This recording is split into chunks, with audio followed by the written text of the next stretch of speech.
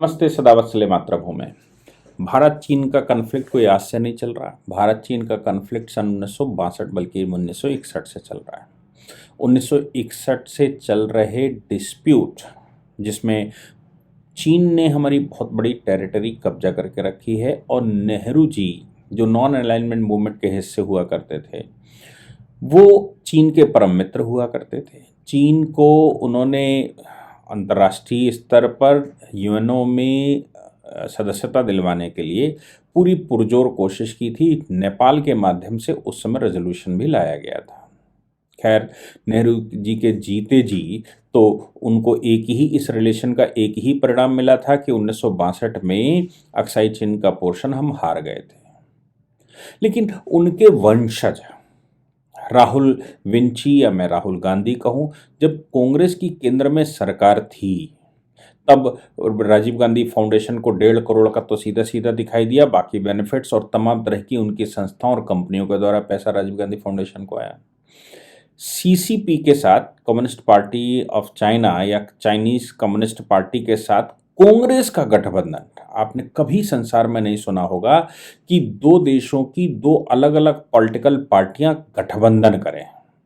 ये हमने नहीं सुना और मुझे लगता है कि पूरे विश्व के लिए अननोन है। लेकिन भाई, भारत की कांग्रेस ने गठबंधन कर लिया सीसीपी के साथ। क्या उसके उसके उसके अंदर निकला पता नहीं। दूसरी बात एक और है और वो ये है कि राहुल गांधी जब ये कह रहे थे कि वो यात्रा करने जा रहे हैं कैलाश मानसरोवर की या पहाड़ों में देवताओं के दर्शन करने के लिए गए, तो उसका कोई प्रमाण, कोई सेल्फी उन्होंने वहां पर नहीं ली, ना ही कोई फोटो वहां की डाली। एक कार्यक्रम के दौरान उनके ही कार्यकर्ता ने पूछ लिया, एक महिला कार्यकर्ता ने, कि जरा बताइए कि आपको वहां क्या लगा। तब उन्होंने कहा बहुत अच्छा लगा। आगे प्रश्न पूछा गया तो वो फंस गए। यानी कि जो व्यक्ति यात्रा करके आया हो, जो दर्शन करके आया हो, उसको वहां की कोई घटना, कोई कोई स्थान, कोई स्मरणीय चीज नहीं मालूम। तो भी ये आशंका लगाई गई थी कि कैलाश मानसरोवर के नाम से वो चीन गए होंगे, क्योंकि रास्ता वहीं से जाता है। और चीन के साथ वो मोदी सरकार के खिलाफ या भारत की सरकार के खिलाफ क्या करके आए थे कुछ पता नहीं। ऐसे ही जब गलवान हुआ तो उन्होंने चीनी राजदूत के साथ बैठक कर ली। अब चीनी राजदूत पर बैठक करने पर भारत में बवाल हुआ तो जवाब उनका बड़ा खूबसूरत था। उन्होंने कहा भारत सरकार तो जवाब दे नहीं रही, तो मुझे लगा कि चीन के राजदूत से ही पूछ लें कि क्या हुआ था। आप सोचिए कि युद्ध की स्थिति बनी हो, हमारे सैनिक मर रहे हों, सेना अलर्ट पर हो और युद्ध होने की पूरी संभावनाएं हों, ऐसी परिस्थिति में राहुल गांधी चीनी राजदूत के साथ बैठक करते हैं। फिर चीनी जो थिंक टैंक हैं तमाम तरह के, उनके साथ बैठक होती है। संसद में जिस दिन राज्यसभा में एक प्रश्न पूछा जाता है कि राजीव गांधी फाउंडेशन को एफसीआरए का जो वैन लगा है उसमें आप बताएं कितना पैसा आया, संसद में मंत्री जवाब देते या गृह मंत्री जवाब देते, उससे पहले ही तवांग हो गया। और तवांग होने के बाद कांग्रेस ने उल्टा हमला करना शुरू कर दिया। जब रक्षा मंत्री ने जवाब दिया तो उस जवाब को सुनने की बजाय वो वॉकआउट कर गए और वॉकआउट करके ये कह गए कि आप चाइनीज रिलेशन के ऊपर बहस करिए संसद में। कभी आपने किसी फॉरेन कंट्री के रिलेशन जो युद्धग्रस्त हो या जिसके साथ कन्फ्लिक्ट चल रहा हो उसकी खिलाफ हमारी पॉलिसी क्या है, पूरी पॉलिसी पर डिस्कशन करिए, ऐसा कभी किसी संसदीय प्रणाली में सुना है? लेकिन हमारे यहाँ तो सब जानना चाहते हैं कि राफेल में कितने हथियार लगे हुए हैं, वो जानना चाहते हैं कि आपके सिक्योरिटी अरेंजमेंट क्या है, वो जानना चाहते हैं कि राफेल की डील में जो और इक्विपमेंट लगाए गए हैं या जो हम संसार से खरीद रहे हैं उनके इक्विपमेंटों की चर्चा करिए और देश को बताइए। देश को बताना उद्देश्य है या फिर संसार को बताना? बिल्कुल वैसे ही जैसे पठानकोट और पुलवामा के समय पर एनडीटीवी की पत्रकार उस समय की बरखा दत्त अंदर के आर्मी के टेंट दिखा रही थी, जिससे पाकिस्तान को इशारा मिल रहा था, जगह पता लग रही थी कैसे चलना है। और वैसे ही जैसे कि मुंबई अटैक के समय मुंबई अटैक के समय पर भी हमारे पत्रकार बंधु कैमरे से दिखा रहे थे कि कसाब को किधर जाना है और उधर से डायरेक्शन मिल रहा था। ये सब कुछ हमारे यहाँ खूब होता है, इसीलिए भारत इतने वर्षों तक गुलाम हुआ। लेकिन आज जो राहुल गांधी जी ने कह दिया राजस्थान की यात्रा के दौरान वो भारत जोड़ो यात्रा उसको कहते हैं, उसके दौरान जो उन्होंने कह दिया वो तो अजीबोगरीब है। उसका तो मुझे लगता है कि अब राहुल गांधी के खिलाफ एक इन्वेस्टिगेशन बैठना चाहिए, इनकी गिरफ्तारी होनी चाहिए और डंडे पिछवाड़े से मारकर इनसे पूछना चाहिए कि ये बयान तुम लाए कहाँ से। पहले तो कहा कि मैंने पत्रकारों को, मैंने सबको कहा कि भाई सब तरह के प्रश्न पूछिए, लेकिन चाइना पर प्रश्न मत पूछिए। मैं चाइना पर कोई बात करना नहीं चाहता। बात तो उनकी उचित थी, लेकिन फिर उन्होंने प्रेस कॉन्फ्रेंस में कहा लेकिन अब आप लोग पूछ सकते हैं। इसका मतलब ये हो गया कि चाइना से कोई खबर उनके पास आई है क्या? खबर चाइना से कम्युनिकेट करने के बाद उन्होंने बयान दिया कि क्या कहना है। अब चाइना इस समय अपने यहां गृह युद्ध की जैसी परिस्थितियों से गुजर रहा है। शी जिनपिंग को कब हटा दिया जाए या वहां कत्लेआम कब शुरू हो जाए, नरसंहार कब शुरू हो जाए, कुछ पता नहीं, क्योंकि चाइना का इतिहास भी ऐसा रहा कि शासक वहां आसानी से नहीं बदलते। शासक बदलने के लिए वहां गृह युद्ध होता है। अब चीनी राष्ट्रपति के सामने इस समय कितने सारे संकट वहां पर हैं, ये सब दिख रहा है।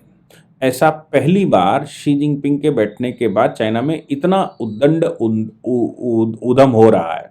उसका कारण भी पोलित ब्यूरो में ये उम्मीद थी कि शी जिनपिंग चले जाएंगे, लेकिन वो तो हू जिनताओं को ही बाहर निकाल कर खुद सब बैठे रहे और उन्होंने पुराने लीडर की भी इंसल्ट करी और नए वाले की पीढ़ी को आने भी नहीं दे रहे। तो फिर अब कैसे सत्ता परिवर्तन हो? सत्ता परिवर्तन तो अब खूनी ही होगा, संघर्ष से होगा। तो ऐसी सारी परिस्थितियों के बीच में आप चीन की वाहवाही करें तो उसका क्या मतलब है? मैं आपको उसका शल्य का एक इलस्ट्रेशन आपको बताता हूं। महाभारत का युद्ध हो रहा था। शल्य तो पांडवों के मामा थे, लेकिन महाभारत में जो मुख्य गलतियां हुई थीं उनमें एक बड़ी गलती ये थी कि सब अपने अपने वचन से बंधे हुए थे। महाभारत का युद्ध ही वचन के कारण हुआ। भीष्म पितामह अपने वचन से बंधे हुए थे। शल्य युद्ध स्थल की तरफ जा रहे थे, रास्ते में दुर्योधन ने बढ़िया टेंट लगाया, कुछ खूब उनकी खातिरदारी करी, खूब उनको बढ़िया किया। तो शल्य उन वचन दे बैठे हम तुम्हारी तरफ से युद्ध करेंगे।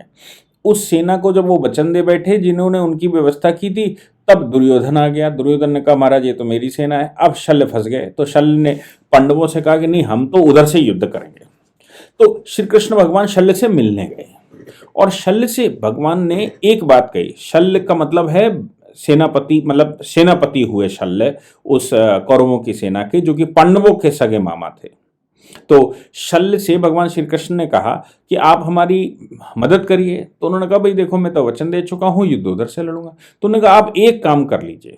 वो एक काम ये है कि कर्ण के सारथी आप बन जाइए, और कर्ण जब युद्ध कर रहा हो, क्योंकि भगवान श्री कृष्ण को ये मालूम था कि कर्ण ही एक ऐसा है जो अर्जुन के साथ लड़ सकता है, तो कर्ण की उस पर बैठ जाना और सिर्फ एक बात कहते रहना कि अर्जुन महारथी है, अर्जुन को हराना इतना आसान नहीं है, अर्जुन बहुत बड़ा है। तो अर्जुन की इतनी बढ़ाई करते रहना कि कर्ण का जो मनोबल है वो डाउन होता रहे। और ऐसा हुआ भी। शल्य लगातार अर्जुन की बढ़ाइयां करते रहे और इधर इनको डिस्करेज करते रहे। परिणाम ये निकला कि अर्जुन से ज्यादा बड़े धनुर्धर और योग्य होने के बावजूद कर्ण को परास्त होना पड़ा। ये सेम काम जो शल्य कर रहे थे, वो सेम काम क्या राहुल गांधी कर रहे हैं? उनके पास कहां से खबर आई? राहुल गांधी ने यह बयान दे दिया कि चीन तैयारी कर रहा है भारत से युद्ध की।